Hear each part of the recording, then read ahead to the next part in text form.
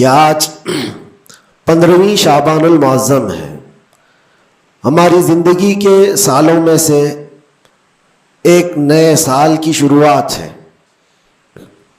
حدیث پاک میں ملتا ہے کل کی رات اللہ تعالیٰ فرشتوں کو سارے معاملات تقسیم کر دیتا ہے، بندوں کے متعلق کیا کیا چیزیں سال بھر میں ہونے والی، اور فرشتوں کو سارے احکام بتا دیے جاتے ہیں. اس میں سے بسا اوقات ایسا ہوتا ہے کہ کسی کی موت لکھی گئی ہوئی ہوتی ہے اس سال، لیکن وہ بندہ شادی کی تیاریوں میں مصروف ہے. کسی کے 2 مہینے 3 مہینے کے بعد زندگی کے خاتمے کا عنوان لکھا گیا ہوگا، لیکن وہ اپنے بزنس پلان کر رہا ہوگا، وہ سفر کی تیاریاں کر رہا ہوگا. ہم میں سے بھی کسی کو معلوم نہیں کہ کل کی رات ہمارے لیے کیا حکم اللہ نے فرشتوں کو دیا ہے. اگر زندگی باقی ہے تو دعا کریں کہ اللہ تعالیٰ خیر و برکت والی زندگی عطا فرمائے، نیکیوں والی زندگی عطا فرمائے. اور ایک اہم بات جو آج سب جگہ گردش کر رہی ہوتی ہے، سرکولر ہوتی ہے، وہ یہ ہے کہ ہر بندہ اپنے اپنی غلطیوں کی معافی دوسرے سے مانگ رہا ہوتا ہے.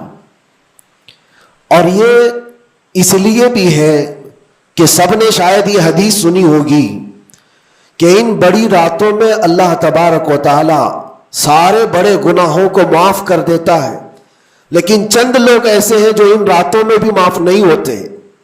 ان میں سے ایک بندہ وہ ہے جو لوگوں کے تعلق کو ختم کرتا ہے، قطع تعلق کرنے والا. بھائیوں میں نفرت ہے، بھائی اور بہن میں نفرت ہے، باپ اور بیٹے میں نفرت ہے، رشتہ داریوں کو توڑا ہوا آدمی، اس کے لیے بھی کہا گیا اس رات میں اس کی بھی بخشش نہیں ہے. اور دوسری چیز یہ ہے کہ جو ہم گناہ کرتے ہیں اس کی 2 قسمیں ہیں. 2 قسم کے گناہ ہیں. کچھ گناہ وہ ہیں جن کا تعلق صرف اللہ سے ہے، اللہ جب چاہے معاف فرمائے گا. شراب پیا، زنا کیا، غلط کاریاں کیا، جھوٹ بولا ہے، یہ سارے گناہ وہ ہیں جس کی معافی اللہ سے ڈائریکٹ کی لی جائے گی. اس کو کہتے ہیں حقوق اللہ. اللہ تعالیٰ کریم ہے، اکرم الاکرمین ہے، جب چاہے اپنے بندوں کو معاف فرما دے. لیکن کچھ گناہ ایسے ہیں جن کا تعلق بندوں سے ہے. کسی کا مال ہڑپ لیا ہے، کسی کا حصہ دبا لیا ہے، کسی کو گالی دیا ہے، کسی کو مارا ہے. یہ سارے وہ گناہ ہیں جن کا تعلق بندوں سے ہے. ان کو حقوق العباد کہا جاتا ہے. اور یہ گناہ زیادہ ڈینجر ہے، حقوق اللہ سے زیادہ ڈینجر حقوق العباد ہے.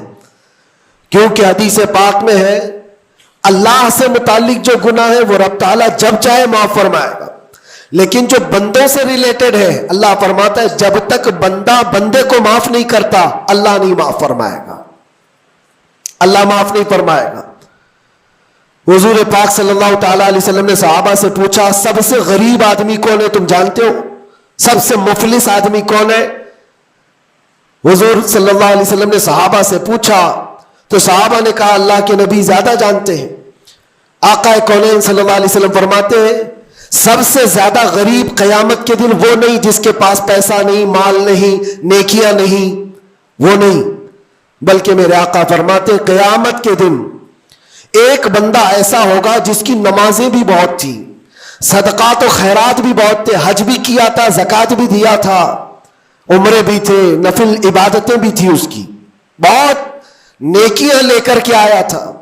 لیکن جس وقت وہ عدالت الہی میں پیش ہوا تو کئی لوگ کھڑے ہو گئے، ادھر سے ادھر سے آئے، رب تعالیٰ سے کہنے لگے مولا یہ نیک تو بہت ہے، نمازیں اس کی بہت ہے، حج بھی کیا ہے، عمرے بھی کیا ہے، لیکن میرے پیسے بھی دبا کر رکھا تھا. کوئی کہتا ہے کہ مولا میرا حق اس کے اوپر بنتا ہے، اس نے مجھے گالی دی تھی. کوئی کہتا ہے کہ مولا میرا بھی حق بنتا ہے، اس نے مجھے مارا تھا. کوئی کہتا ہے مولا میرا بھی حق بنتا ہے، اس نے میرے پیٹھ پیچھے مجھ سے چغلی کی تھی اور لڑانے کی کوشش کی تھی، میرا حق بنتا ہے اس پر. تو یہ سارے حق طلب کرنے والے بندے کھڑے ہو جائیں گے اس کے خلاف جو نیکوکار تھا. اللہ تعالیٰ فرماتا ہے تم لوگوں کو اس سے کیا چاہیے؟ سارے بندے کہتے مولا ہم تو گنہگار ہیں, نیکیوں کی کمی ہے, اس کے پاس نیکیاں زیادہ, اس کی نیکیاں ہمیں دلا دے. اب عدالت الہی کا یہ فیصلہ سنو. اللہ فرشتوں کو حکم دیتا ہے اس کے پاس جتنی نیکیاں ہیں وہ ان سب میں تقسیم کرو. جتنوں کا حق اس نے دبا رکھا ہے سب میں اس کی نیکیاں بانٹی جائیں. جب فرشتے اس کی نیکیاں نکال کر تقسیم کر رہے تھے, نیکیاں اس کی پوری ختم ہو گئی, حقداروں کا بھی حق پورا ہوا نہیں, کچھ اور بھی باقی رہ گئے تھے. وہ کہنے لگے مولا ہمارا بھی حق ہے اس کے اوپر, ہمارا بھی اس نے مال رکھا ہے. اللہ تعالیٰ فرماتا ہے اب اس کے پاس تو نیکیاں پوری ختم ہو گئی, تم چاہتے کیا ہو؟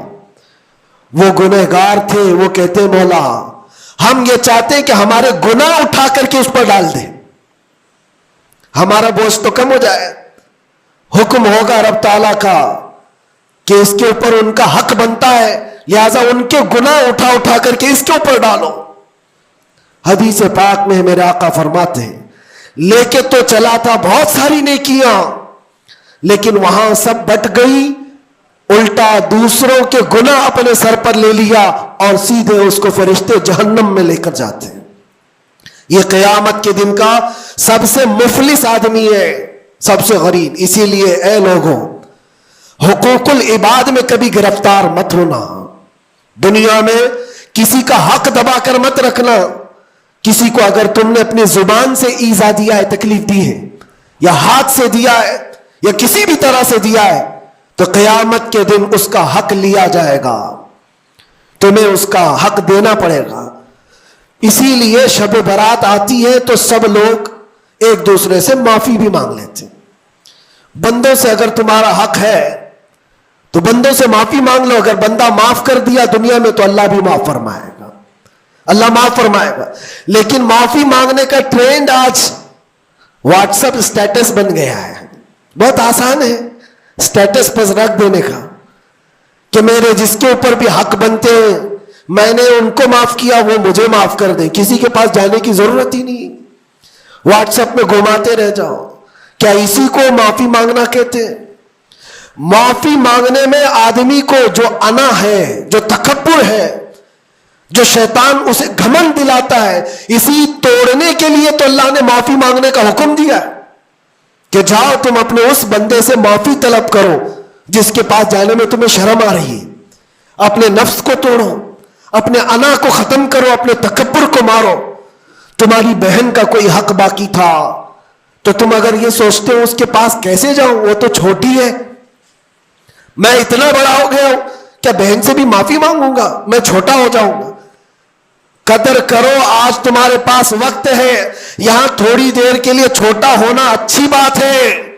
قیامت کے دن جب تمہارے گلے میں توق ڈال دیا جائے گا گناہوں کا تو اس وقت مدد کے لیے کوئی نہیں آ سکے گا.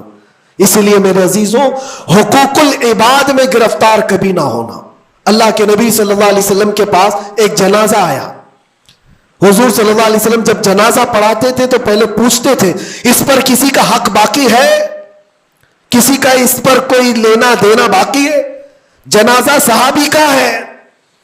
جب جنازے کے پاس کھڑے تھے تو ایک صحابی آگے بڑھتے اور کہتے یا رسول اللہ 2 درہم میرے اس کے اوپر باقی ہے اور یہ مر گیا, دیا نہیں مجھ کو, 2 درہم قرضہ اس کے اوپر میرا باقی ہے. حضور پاک صلی اللہ علیہ وسلم نے کیا فرمایا جانتے؟ صلو علی صاحبکم ولا اصلی علیہ.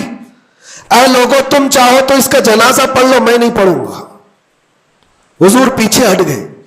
2 درہم کا صرف قرضہ باقی تھا جن کا انتقال ہوا اور حضور نے فرمایا میں جنازہ نہیں پڑھوں گا.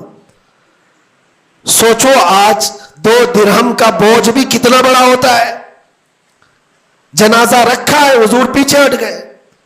پھر ایک کوئی صحابی آگے بڑھتے اور کہتے یا رسول اللہ صلی اللہ علیہ وسلم ان کی جانب سے ان کا قرضہ میں ادا کر دوں گا. حضور نے فرمایا کب تک ادا کرو گے؟ کہا کل کی مغرب سے پہلے میں ادا کر دوں گا. اللہ کے نبی نے ان سے وعدہ لیا اور اس کے بعد پھر اس صحابی کی نماز جنازہ پڑھائی. یہاں تو بہت سارے حقوق لے کر بیٹھے ہیں, وہ تو 2 درہم کی بات کر رہا ہوں. اسی لیے ہماری زندگی کا خاتمہ ہونے سے پہلے یہ حساب کتاب پہلے صاف کر لو. حاسبو قبل ان تحاسبو، اپنا حساب کلیئر رکھو اس سے پہلے کہ تمہارا حساب لیا جائے. اللہ کریم ہم سب کو کہنے سننے سے زیادہ عمل کی توفیق عطا فرما. رب تبارک و تعالی شعبان المعظم کے اس پاکیزہ مہینے کو ہم سب کے لیے نیکیوں والا اور خیر و برکت والا مہینہ بنائے. الہ العالمین قدیر و جبار خدا، جب تو نے رجب اور شعبان ہمیں دکھایا ہے تو رمضان تک ہماری زندگی عطا فرما. وآخر دعوانا ان الحمد للہ رب العالمین. السلام علیکم.